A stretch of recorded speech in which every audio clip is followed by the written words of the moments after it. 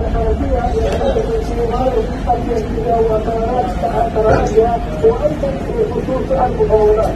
وهم أيضا لما نحن عن المفاوضات والمبارحة والاستثمار أيضا من هذا القبيل. فلنا نهم ثلاثة الإطراف على هذه الأرقام الحكومية مسارات الحكومية وهذه المعدات من كل أمام المستشفى الرئاسي.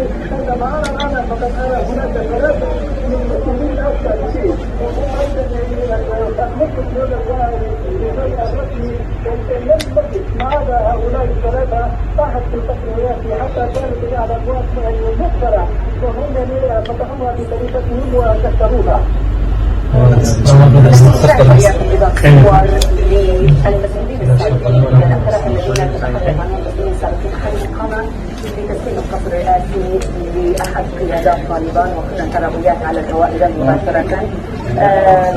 من هو هذا الشخص الذي قام بتسليم القصر الرئاسي؟ احترام ناموس رئيس الكلمات الكلام. وقام بتسليم القصر الرئاسي السيد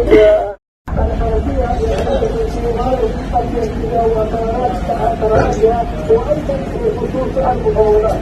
وهم أيضا لما نحن عن المفاوضات والمبارحة والاستثمار أيضا من هذا القبيل. فلنا نهم ثلاثة الإطراف على هذه الأرقام الحكومية مسارات الحكومية وهذه المعدات من كل أمام المستشفى الرئاسي.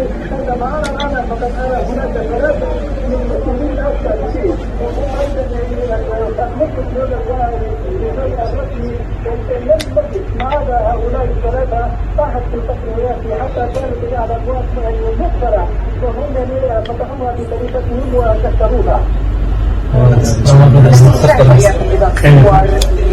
المسؤولين السابقين الثلاثة الذين تتحدث عنهم المسؤولين السابقين خلال الإقامة بتسليم القصر الرئاسي لأحد قيادات طالبان وكنا ترابيات على الهواء مباشرة. من هو هذا الشخص الذي قام بتسليم القصر الرئاسي؟ احترام ناموس رئيس الكلمات الكلام. وقام بتسليم القصر الرئاسي السيد